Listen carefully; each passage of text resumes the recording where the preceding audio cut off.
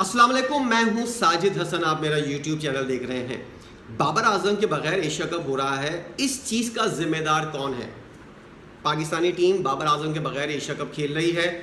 किसने दुश्मनी की है? क्या वजूहात हैं कि बाबर आजम जैसा खिलाड़ी टीम के अंदर नहीं है?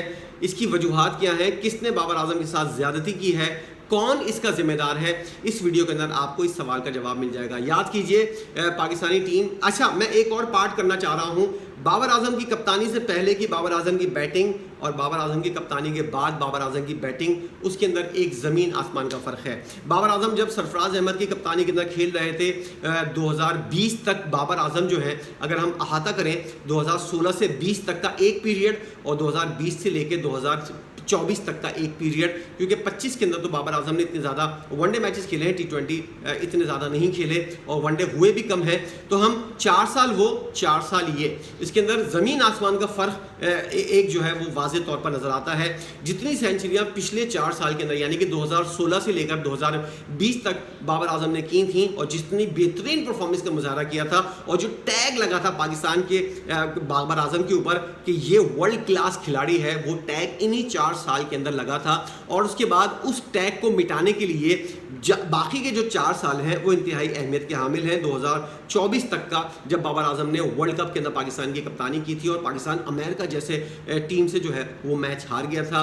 बाबर आजम जो है वो शुरू के अंदर 4 साल के अंदर अपने तौर पर as a classic batter Babar Azam के तौर पर खेले और उसके बाद बाबर आजम जो है उनको साजिश के तहत जो है वो सरफराज के खिलाफ जो है वो आजमाया गया और उस साजिश के अंदर बहुत से खिलाड़ी थे। सबका आपको पता है दोस्ती यारी गैंग के अंदर कौन कौन मौजूद था। बाबर आजम उसको लीड कर रहे थे और सरफराज अहमद के हटने के बाद बाबर आजम को जो है वो कप्तान बनाया गया। अब यहाँ से बाबर आजम की कारकर्दगी और इनके करियर का डिक्लाइन शुरू होता है, नीचे कारकर्दगी जाना शुरू हो जाती है बाबर आजम की। जो कारकर्दगी 2016 से 20 तक थी उसके अंदर जो है जो 4 चांद बाबर आजम ने लगाए थे उसके अंदर जो है उन्होंने अपने तौर पर ही मामला जो है वो ख़राब। सबसे पहली चीज़, बाबर आजम जो है वो कप्तानी के अंदर चढ़ पड़े, उसकी वजह से उनका माइंडसेट जो है वो बहुत ज़्यादा बिखर गया। अपनी बैटिंग के ऊपर जो फोकस था उनका वो फोकस हट गया। और दूसरी चीज़ ये है कि कप्तानी के चक्कर के अंदर पड़कर अपने दोस्ते यारों को शुरू के 2.5 साल तो बाबर आजम ने बिल्कुल सीधी तरह कप्तानी की। उनको फील होने लगा कि अब इनकी कप्तानी को एक तरह से मजबूत होना चाहिए, तो उन्होंने दोस्तों को जमा करना शुरू कर दिया और उसके बाद जो है कोई भी बाबर आजम की कप्तानी के अंदर एक्स्ट्रा बाबर आजम की डिमांड के बगैर टीम के अंदर नहीं आ सकता था। और अपने ही कुछ 7-8 लोग थे, खिलाड़ी थे जिनके गिर्द उनकी टीम घूमती थी और इसी वजह से यही चीज़ें बाबर आजम की ज़वाल की वजह बनी। क्योंकि इस तरह की चीज़ें करने में, इस तरह के काम करने में, इस तरह की दोस्ती यारियां निभाने में बाबर आजम की, और ऊपर से कप्तानी का प्रेशर, इंटरनेशनल मीडिया, हर जगह आपको मीडिया को भी मुंह देना होता है।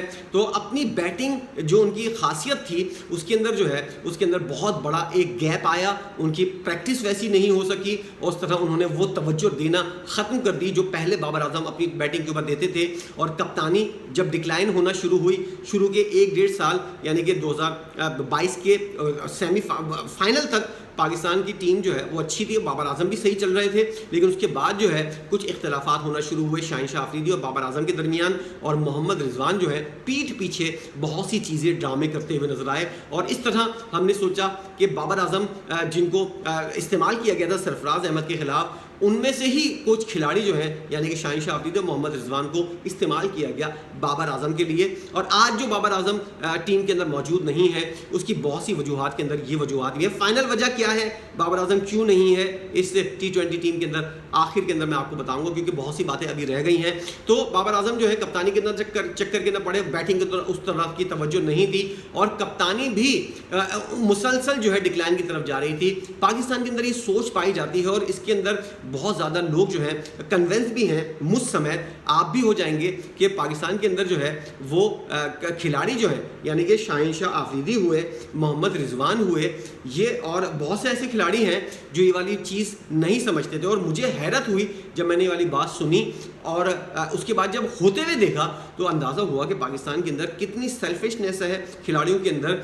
बाबर आजम को ट्रॉफ़ी ना उठाना, कोई भी बड़ी ट्रॉफ़ी जो है वो उठाने से बाबर आजम को रोकना, इसके लिए खिलाड़ी जो है जानबूझकर ख़राब परफॉर्मेंस का मुजाहरा करते थे। हमने देखा सेमीफाइनल 2021 का, उसके अंदर शाहीन शाह अफरीदी यानी कि फाइनल, बल्कि 2022 का फाइनल जो था उसके अंदर शाहीन शाह अफरीदी ने एलेक्स हेल्स को जिस तरह बोल्ड किया और उसके बाद फील्डिंग करते हुए जिस तरह वो अनफिट हुए, उसके बाद वो बाहर हो गया। पाकिस्तान जो है वो मैच बुरी तरह हार गया और जीता हुआ मैच जो है पाकिस्तान को ये मैच जीतना चाहिए था। अगर शाहीन शाह अफरीदी ने जिस तरह बॉलिंग की थी, एलेक्स हेल्स को आउट किया था, पहला और दूसरा ओवर किया था, अगर शाहीन शाह अफरीदी फिट होते, ग्राउंड के अंदर मौजूद होते, तो बाबर आजम की कप्तानी के अंदर पाकिस्तान शायद T20 का वर्ल्ड कप भी जीत जाता। लेकिन उसके बाद एक सोच और एक तरह से हमको एक चीज़ पता चली कि खिलाड़ी जो हैं वो ये समझते हैं और उनको इंस्ट्रक्शन पता नहीं किसने वाकई ये वाली चीज़ है, ये वाली खिचड़ी बनाई गई थी कि बाबर आजम को ट्रॉफी नहीं उठवाने देनी, चाहे कोई एशिया कप हो, चाहे चैंपियंस ट्रॉफी हो, चाहे कोई वर्ल्ड कप हो। अब इसके अंदर कितनी हकीकत है या नहीं, इसका अमली मुजाहरा आपने देखा होगा कि बहुत सी चीज़ें ऐसी हुई हैं कि जिसकी वजह से लग रहा कि पाकिस्तानी टीम जानबूझकर हार रही है और जीते हुए मैचेस जो हैं वो पाकिस्तानी टीम हारती हुई नजर आती है। 2024 का वर्ल्ड कप तो बिल्कुल ही डिजास्टर था।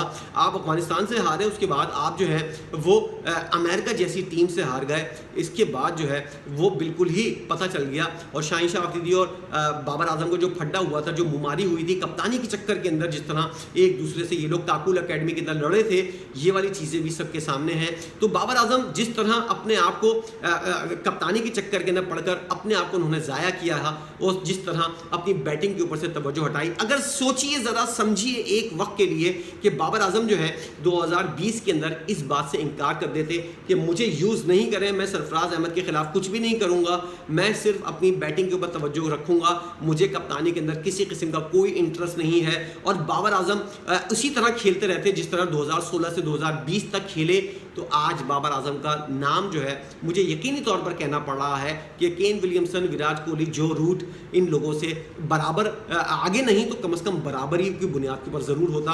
20 सेंचुरी के बाद बाबर आजम किस तरह आकर रुक गए हैं, क्या वजूहात हैं उसकी, और 1.5-2 साल से बाबर आजम ने सेंचुरी नहीं स्कोर की है, इसकी सारी वजूहात यही हैं कि बाबर आजम ने 2020 के अंदर नो नहीं किया था।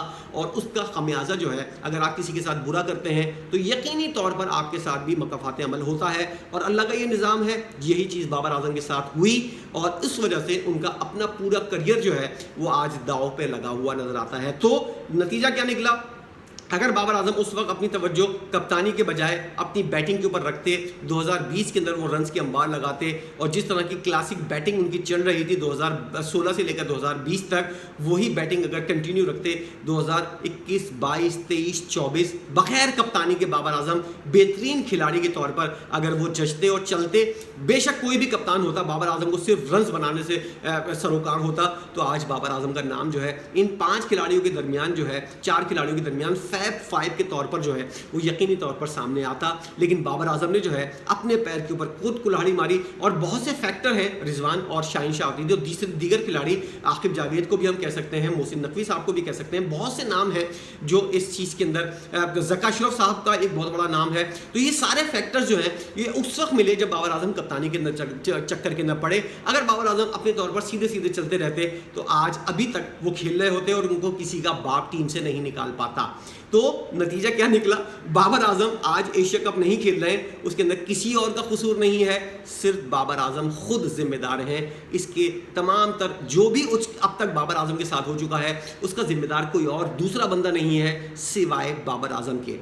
क्या आपकी भी यही सोच है? आप भी यही समझते हैं कि बाबर आजम जो है वो इस तमाम सूरत हाल के जिम्मेदार हैं? बाकी सब चीज़ें साथ साथ चल रही हैं, कप्तानी के चक्कर में ना पड़ते तो आज बाबर आजम बिल्कुल टीम के अंदर होते और एज अ न्यूट्रल खिलाड़ी उनको हर कोई सराहता भी।